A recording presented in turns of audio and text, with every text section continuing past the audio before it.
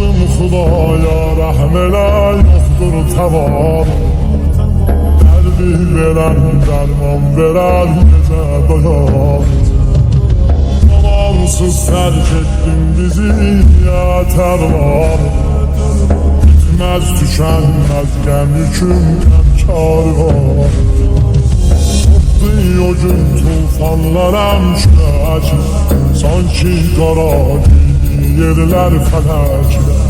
Dərdim mənə dağ çəkdi ey cavan, daim səni yad eyləyir ürəklər. Sənsiz çəkirik biz həsrət, buna yoxdur taqət, buna yoxdur taqət.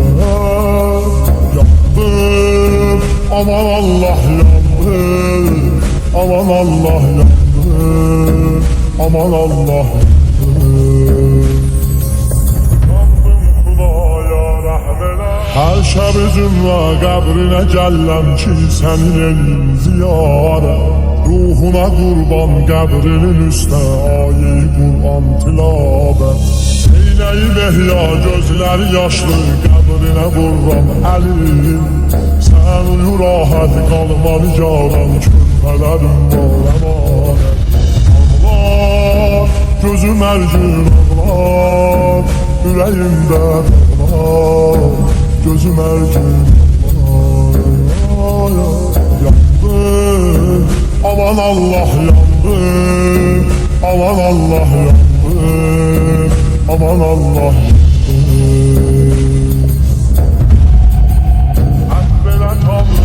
Belə Tanrım, qardaşımın sən ruhuna eylə şəfaət. Xatiri övladlarına bari naridən eylə bəraət. Ki sənə eylər qəlbidən istiğfar, yetirərsən qəbula. Əl açıb Allah dərgahı var, qardaşımı yetdim əmanət. Sənə etsin rəhmət, nəsib etsin cənnət, nəsib etsin cənnət.